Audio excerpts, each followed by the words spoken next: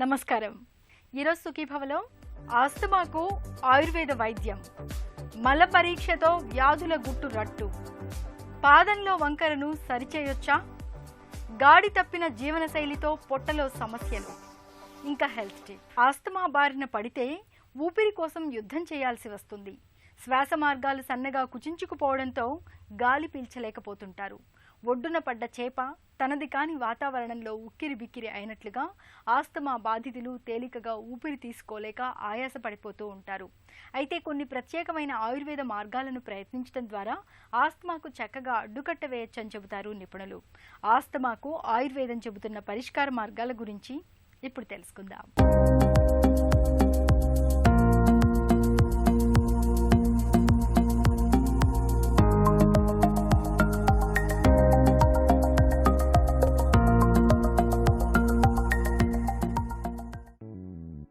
ఊపిరి తీసుకోవటంలో ఇబ్బంది కలుగుతుంటే దాన్ని మనం ఆయాసంగా చెబుతాం.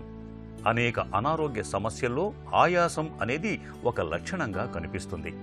అయితే ఆస్తమా బారిన పడ్డప్పుడు మాత్రం ముక్కు నుంచి లోపల ఊపిరితిత్తుల వరకు ఉండే శ్వాస మార్గాలన్నీ సన్నగా కుచించుకుపోతాయి. శ్వాస మార్గాల్లో కఫం కూడా పెరిగిపోతూ ఉంటుంది. దీంతో గాలి సరిగా ఆడదు. పీల్చే గాలి తక్కువ కావటంతో శరీరం మొత్తానికి చాలినంత ప్రాణవాయువు అందదు. ఫలితంగా ఆయాసంతో ఉక్కిరి బిక్కిరైపోతుంటారు. శ్వాస మార్గాలు సన్నగా కుచించుకుపోవటానికి చాలా కాలంగా జలుబుతో బాధపడటం మొదలుకొని ఎలర్జీలు, ఒత్తిళ్లు, మానసిక ఆందోళనలు ఇలా మనకు చాలా కారణాలే కనిపిస్తాయి. అస్తమా లేదంటే బ్రాంకియల్ ఎలర్జీ అనే సమస్య ఈరోజు మనం చాలా మందిలో చూస్తున్నాం. ఇది మనకి ఆయాసం అనేది రాత్రిపూట రావడము, వాళ్ళు ఏదైనా పని చేసినప్పుడు ఊపిరి ఆడకపోవడము, సడన్గా ఏదైనా బయట పొల్యూషన్ వల్ల కానీ ఇతరత్ర ఎలర్జీన్స్ ఏవైతే ఉంటాయో, లంగ్స్ అనే వాటిలో గాలి మాత్రమే ఉండాలి. కానీ ఎప్పుడైతే ఎలర్జీ అనేది ఏర్పడుతుందో అప్పుడు అక్కడ తేమ ఏర్పడి అక్కడ కఫం ఏర్పడినప్పుడు అది బయటికి రాక లోపల రాక వాళ్ళకి విపరీతమైన ఇబ్బందిని కలిగించినప్పుడు దాన్ని తమక శ్వాస అని చెప్తాం. అయితే ఈ తమక శ్వాసలో ఏంటంటే వాతావరణం వల్ల వస్తున్నప్పుడు వాళ్ళు జాగ్రత్తగా వాతావరణాన్ని అవాయిడ్ చేయడము, నీటి వల్ల వచ్చినప్పుడు ప్రదేశం మారినప్పుడు వచ్చినప్పుడు దాని తగ్గట్టు జాగ్రత్తలు పడ్డము, అదేవిధంగా వీళ్ళకి ఏదైనా పొల్యూటెంట్స్ చుట్టుపక్కల వాతావరణంలో అంటే చుట్టుపక్కల పార్థీనియం లాంటి ఏదైనా వీడ్స్ లాంటివి కొన్ని రకాలైన మొక్కలు పడవు, ఆ మొక్కల్లో ఉండే పుప్పొడి పడదు. కాబట్టి దానిని చూసుకుని వాళ్ళు జాగ్రత్త పడవలసిన అవసరం ఉంటుంది. అయితే కొంతమందికి ఆహారం ద్వారానే ఎలర్జీ వస్తూ ఉంటుంది. కొంతమందికి బయట పామాయిల్ లాంటివి తింటే కనుక ఎలర్జీ వస్తుంది. కాబట్టి ఆహారంలో పామాయిల్ లాంటివి, పల్లీ నూనె, పల్లీలు ఇవన్నీ కూడా కొన్ని ఎలర్జీన్స్ యాజిటీ సహజంగా ఉంటాయి. సోయా చిక్కుడు లాంటిది కొంతమందికి ఎలర్జీ కలిగిస్తుంది, చిక్కుడు లాంటివి కొంతమందికి ఎలర్జీ కలిగిస్తుంది, కొన్ని ఆకుకూరలు ఎలర్జీ కలిగిస్తాయి, చింతపండు కొంతమందికి ఎలర్జీ కలిగిస్తుంది, కంద కొంతమందికి ఎలర్జీ కలిగిస్తుంది. కాబట్టి ఎటువంటి విధమైన ఆహారం వాళ్ళకి పడదు అనేది వాళ్ళకి వాళ్ళు చూసుకుని వాళ్ళు అవాయిడ్ చేయడం తప్పనిసరి. వ్యాయామం విషయానికి వచ్చేసరికి ఈ తమక శ్వాసలో వ్యాయామం తప్పనిసరి. ఎందుకంటే లంగ్ కెపాసిటీ పెరగాలంటే, రెస్పిరేటరీ ఇంటేక్ బాగా ఉండాలంటే వీళ్ళు రెస్పిరేటరీ ఎక్సర్సైజెస్ అంటే శ్వాస ఉచ్ఛ్వాసలు ఏవైతే ఉన్నాయో వాటికి సరిపడా ఎక్సర్సైజెస్ చేస్తే కనుక చాలా మంచి గుణం ఉంటుంది. ముఖ్యంగా ఏంటంటే ఇడా పింగళ నాడుల ద్వారా వీళ్ళు యోగాసనాల్లో కొన్ని బ్రీతింగ్ ఎక్సర్సైజెస్ లాంటివి చెప్తూ ఉంటారు. అవి చేయడం ద్వారా వీళ్ళకి చాలా ఉపయోగం ఉంటుంది. అయితే ఇది వాళ్ళ యొక్క ఏజ్ని బట్టి వాళ్ళకు వచ్చిన పరిస్థితిని బట్టి చేయడం తప్పనిసరి. అయితే కొంతమందికి కొన్ని ఫిజికల్ ఎక్సర్సైజెస్ అంటే రన్నింగ్, వాకింగ్ లాంటిది చేయడం ద్వారా కూడా మంచి గుణం ఉంటుంది. కానీ అది వాతావరణం మళ్ళీ అంటే తెల్లారగట్ట వెళ్ళకపోవడము, సాయంత్రం వెళ్ళకపోవడం లాంటిది ఇతర సమయాల్లో వెళ్ళడం ద్వారా కూడా చాలా మంచి గుణం ఉంటుంది. ఆస్తమా తీవ్రంగా ఉండి ఆయాసంతో ఉక్కిరిబిక్కిరి అవుతున్నప్పుడు ఛాతీపై గోరువెచ్చటి నీటితో గాని లేదా చల్లటి నీటితో గాని వెంటనే కాపడం పెట్టడం మంచిది. యూకలిప్టస్ తైలంను కొన్ని చుక్కలు నీటిలో కలిపి ఆ నీటితో ఆవిరి పట్టడం వల్ల ఆస్తమా తీవ్రత వెంటనే తగ్గుముఖం పడుతుంది. ఆస్తమా వ్యాధిగ్రస్తులు వాము, బెల్లం కలిపి తీసుకుంటే మంచిది. మెత్తగా దంచిన వాము చూర్ణాన్ని ఒక గ్లాసు మజ్జిగకు కలిపి తీసుకుంటే కఫం పల్చబడుతుంది. శ్వాస మార్గాలు కూడా శుభ్రమవుతాయి. ఆస్తమా బాధితులకు అల్లంను ఒక మంచి ఔషధంగా చెప్పుకోవచ్చు. రోజువారీ ఆహార పదార్థాల్లో అల్లంను తప్పనిసరిగా వాడుకోవాలి. పరగడుపున గోరువెచ్చటి నీటికి కాస్త నిమ్మరసం కలిపి తీసుకున్నా మంచి ఫలితం ఉంటుంది. చిట్కాల విషయంలో ఆయుర్వేదంలో ఈ యొక్క తమ్మక శ్వాసకి చాలా రకాలు ఉన్నాయి. అందులో ముఖ్యంగా ఏంటంటే మనకి భృంగరాజ్ అనేది చాలా బాగా పనిచేస్తుంది. అయితే దీన్ని కషాయంగా కాచి ఇది పొద్దున్న ఒక 30 ml, సాయంత్రం ఒక 30 ml చొప్పున తీసుకుంటే కనుక చాలా మంచి గుణం ఉంటుంది. అదేవిధంగా ఈ మన ఇండ్లలో దొరికి ఏదైతే మిరియాలు, పిప్పళ్ళు, సొంటి ఏవైతే ఉన్నాయో దాంట్లో మీరు పసుపు కొంచెం కలిపి దానిని ఆ చూర్ణాన్ని మొత్తం అంటే అన్ని సమానంగా తీసుకుని దాన్ని పొద్దున్న ఒక 1/2 చెంచాడు, సాయంత్రం ఒక 1/2 చెంచాడు చొప్పున తేనెలో కలిపి పాలు అనుపానంగా తీసుకుంటే కనుక చాలా మంచి గుణం ఉంటుంది. అలాగే అడ్డసరం కూడా చాలా మంచి ఔషధం. దీన్ని కూడా కషాయంగా కాచి పొద్దున్న ఒక 2-3 చెంచాలు, సాయంత్రం ఒక 2-3 చెంచాలు, అంటే అక్కడ వయస్సును బట్టి వాళ్ళ యొక్క అరుగుదలను బట్టి కూడా తీసుకోవాల్సిన అవసరం ఉంటుంది.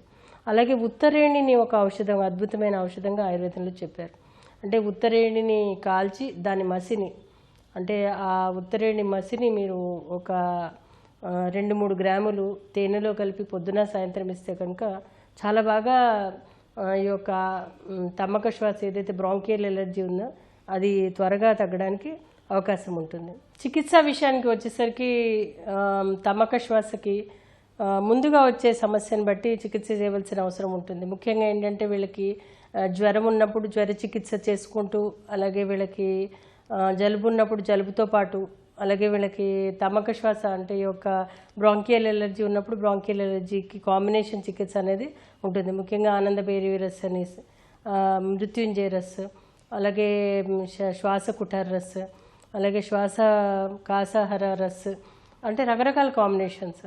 అలాగే వాసాకంటక రవలేహ్యము, అలాగే కొన్ని రకాలైన కనకాసవము అంటే ఆసవాలు, అరిష్టాలు, లేహ్యాలు, అలాగే భస్మాలు, అన్ని రకరకాల ఫామ్లో ఈ యొక్క శ్వాసకి మంచి మంచి ఔషధాలు ఆయుర్వేదంలో చెప్పారు.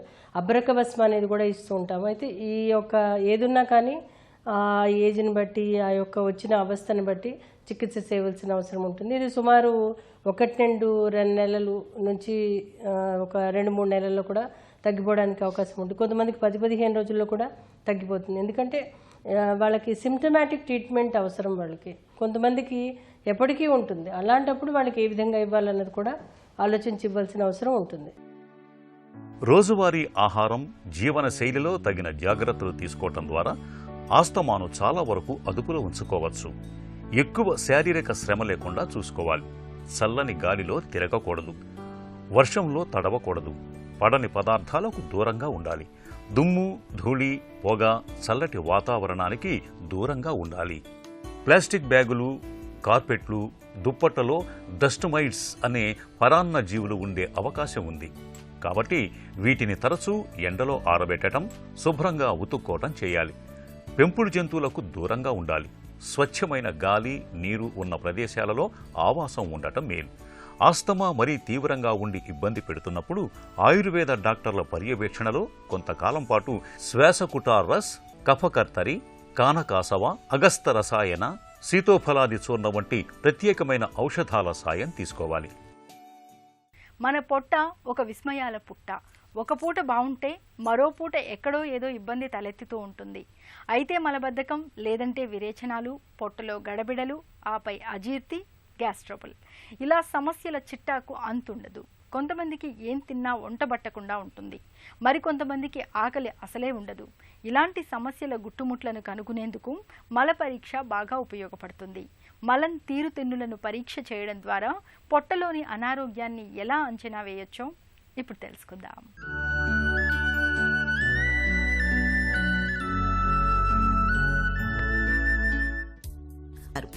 మల పరీక్ష సాయంతో జీర్ణ మండలంలో తలెత్తిన సమస్యల్ని చాలా వరకు ఖచ్చితంగా అంచనా వేయొచ్చు.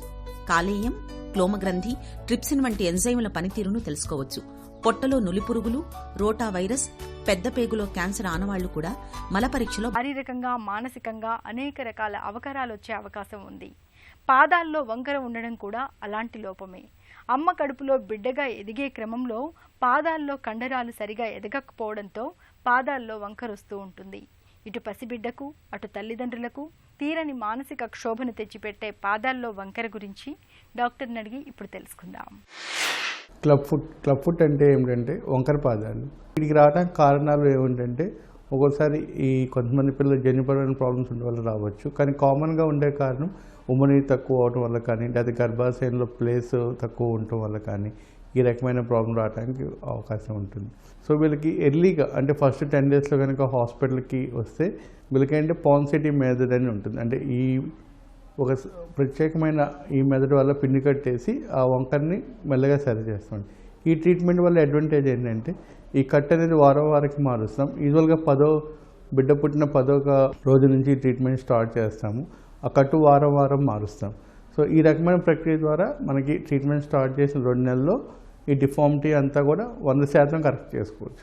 కొంతమంది పిల్లలు 5-6 సంవత్సరాల తర్వాత వస్తూ ఉంటారు, లేదా 10 సంవత్సరాల వల్ల వస్తూ ఉంటారు. సో వాళ్ళకు కూడా మనం వేరే రకమైన ఇల్జారో పద్ధతి ద్వారా ఆ వంకరని సరి చేసుకుంటూ ఉంటాం. ఇవాళ మన జీవనశైలి గాడి తప్పింది. ఆహారపు అలవాట్లు పూర్తిగా మారిపోయాయి. ఏం తింటున్నామో ఎలా తింటున్నామో తెలియడం లేదు. పొట్టను చెత్త కుప్పలా మార్చేస్తున్నాము. పొగ తాగుతున్నాం, మద్యం పుచ్చుకుంటున్నాం, రాత్రి పొద్దుపోయాక తింటున్నాం. ఒత్తిడి, ఆందోళనలతో సతమతమవుతున్నాం. ఇవన్నీ మన ఆరోగ్యం పైన, ముఖ్యంగా మన పొట్టపైన చాలా తీవ్రమైన ప్రభావాన్ని చూపిస్తున్నాయి. పొట్టలో సమస్యల తాకిడికి చాలా వరకు మన జీవనశైలినే కారణంగా చెప్తారు డాక్టర్లు. ఈ నేపథ్యంలో గాడి తప్పిన జీవనశైలి కారణంగా పొట్టలో తలెత్తే సమస్యల గురించి డాక్టర్ని అడిగి ఇప్పుడు తెలుసుకుందాం.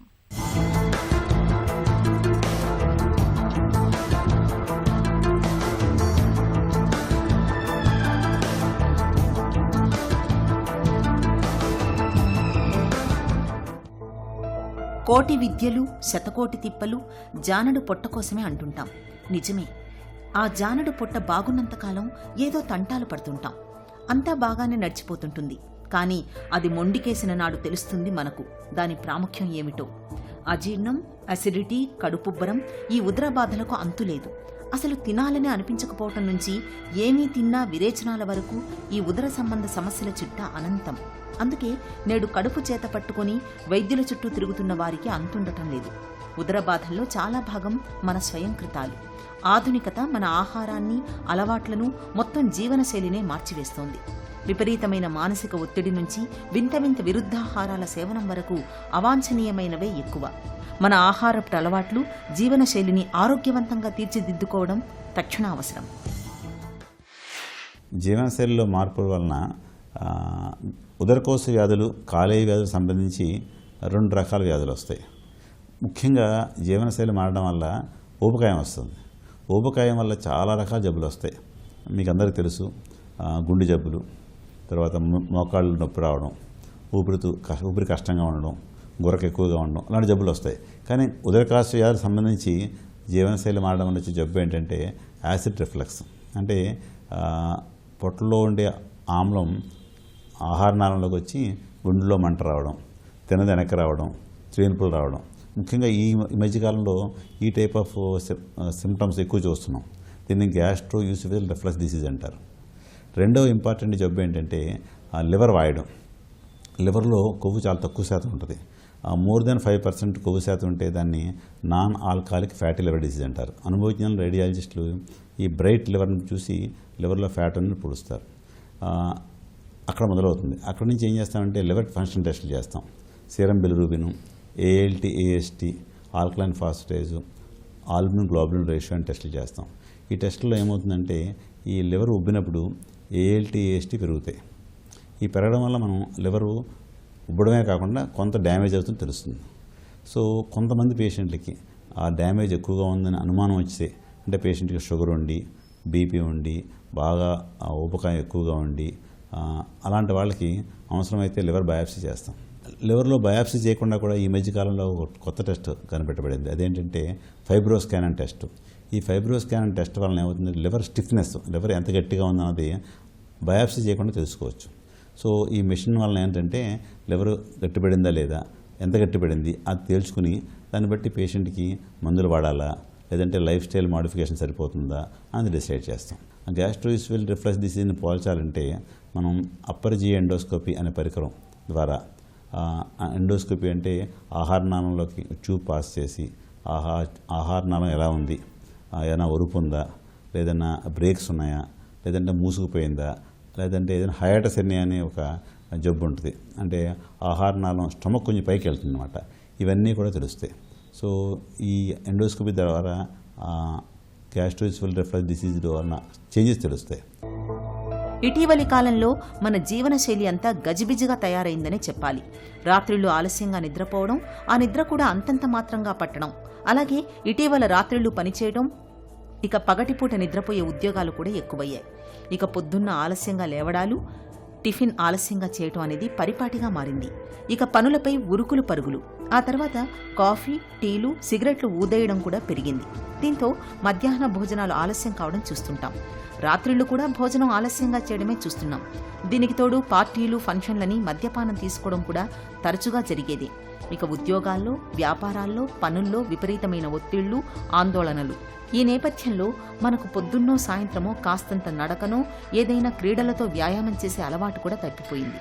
మొత్తంగా నేటి జీవనశైలి మనకు అనారోగ్యాన్ని కట్టబెట్టేలా తయారైంది. ఈ క్రమంలో మొదటగా దెబ్బతినేది మన పొట్టే. ఇవాళ జీర్ణ సంబంధ సమస్యలు పెరిగాయంటే దానికి ప్రధాన కారణం మన జీవనశైలి అని డాక్టర్లు చెబుతున్నారు. గ్యాస్ట్రోఇసోఫేజియల్ రిఫ్లక్స్ డిసీజ్ ట్రీట్మెంట్ పూర్వం H2 బ్లాకర్స్ అనే డ్రగ్స్ ఉండేవి. H2 బ్లాకర్స్ అనే డ్రగ్స్ అంటే రానిడిన్, ఫెమోడిన్ అనే డ్రగ్స్ ఉండేవి. ఈ మధ్యకాలంలో కొత్తగా లాస్ట్ 20 yearsలో PPIs అంటే ప్రోటాన్ పంప్ ఇన్హిబిటర్స్ అనే డ్రగ్స్ కనిపెట్టబడ్డాయి. ఈ డ్రగ్స్ చాలా ఎఫెక్టివ్గా యాసిడ్ని తగ్గిస్తాయి. ఈ ఆమ్లాన్ని తగ్గించడం వల్ల ఈ పేషెంట్కి చాలా బాగా ఉపశమనం వస్తుంది, గుండె మంట బాగా తగ్గిపోతుంది.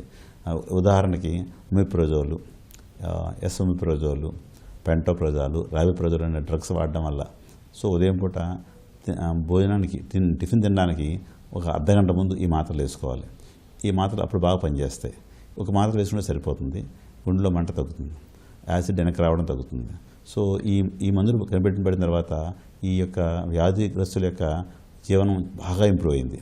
ఎక్కువ సివియర్ రిఫ్లక్స్ ఉన్న వాళ్ళకి ఆపరేషన్ చేస్తాం. ఆపరేషన్ చేసి ఈ స్టమక్ని జీర్ణాశయాన్ని ఈ ఆహార నాళానికి చుట్టూ ర్యాప్ చేస్తారు. దీన్ని ఫండోప్లికేషన్ అన్న ఆపరేషన్ అంటారు.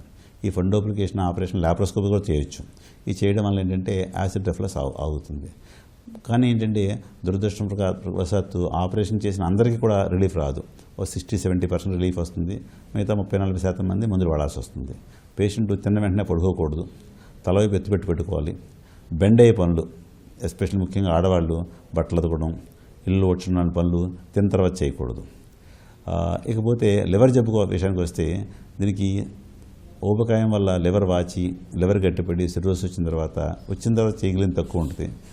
పొట్ట పొంగి, పొట్టలో నీరు చేరి కాళ్ళు పొంగితే డైయూరిటిక్స్ అనే డ్రగ్స్ వాడతాం. ఈ మందులు వాడిన నీరు తగ్గుతుంది, కొంచెం పొట్ట తగ్గి ఆయాసం తగ్గుతుంది. ముఖ్యమైన విషయం ఏంటంటే ఈ ఊబకాయం వల్ల వచ్చే లివర్ వాపుకి లైఫ్ స్టైల్ మోడిఫికేషన్ చాలా ఇంపార్టెంట్. ఆహారం నియంత్రించుకోవడం, ఎక్సర్సైజ్ చేయడం, బరువు తగ్గడం వల్ల ఏ విధంగా బరువు తగ్గినా కూడా బరువు తగ్గడం మందుల కంటే కూడా బరువు తగ్గడం వచ్చే లాభం ఎక్కువ ఉంటుంది. జీర్ణ సంబంధ సమస్యల్ని రాకుండా అడ్డుకోవాలంటే వేళకు ఆహారం తినాలి, రాత్రి నిద్ర వేళకు పోవాలి, నిత్యం 1 గంటైనా వ్యాయామం చేయాలి, కాఫీ టీలు తగ్గించాలి, దురలవాట్లకు దూరంగా ఉండాలి, ఒత్తిడిని తగ్గించుకునేందుకు నచ్చిన హాబీలను ప్రాక్టీస్ చేయాలి. ఇవన్నీ చేయగలిగితే జీవనశైలి వల్ల వచ్చే జీర్ణ సంబంధ సమస్యలను చాలా వరకు రాకుండా నిరోధించుకోవచ్చు. పొట్టలో సమస్యల తాకిడిని తగ్గించుకోవడానికి ఆరోగ్యకరమైన జీవనశైలికి మళ్లడం ఒక్కటే పరిష్కారం. మంచి ఆహారపు అలవాట్లను పాటించాలి, పొగ, మద్యం వంటి వ్యసనాలకు దూరంగా ఉండాలి, ఒత్తిళ్ల విష వలయంలో చిక్కకుండా చూసుకోవాలి. ఈ జాగ్రత్తలు పొట్టతో పాటు మన ఆరోగ్యాన్ని భద్రంగా ఉంచుతాయి. ఇక ఈరోజు కార్యక్రమాన్ని ముగించే ముందు ఆంధ్ర హాస్పిటల్ సమర్పించే ఒక చిన్న చిట్కా మీకోసం. బహిష్టు నొప్పితో బాధపడుతున్నప్పుడు అర చెంచాడు వసపొడిని కలిపిన గోరువెచ్చటి వేడి నీళ్లను రోజుకు 2 సార్లు తాగండి. బహిష్టు నొప్పి నుంచి మంచి ఉపశమనం దొరుకుతుంది. సుఖీభవ కార్యక్రమానికి సంబంధించిన మీ విలువైన సూచనలు, సలహాల్ని వెంటనే మాకు రాయండి. మా చిరునామా Sukhibhava, ETV, Ramoji film city, Hyderabad 501512 లేదా sukhibhava@etv.co.in కు ఈమెయిల్ చేయండి.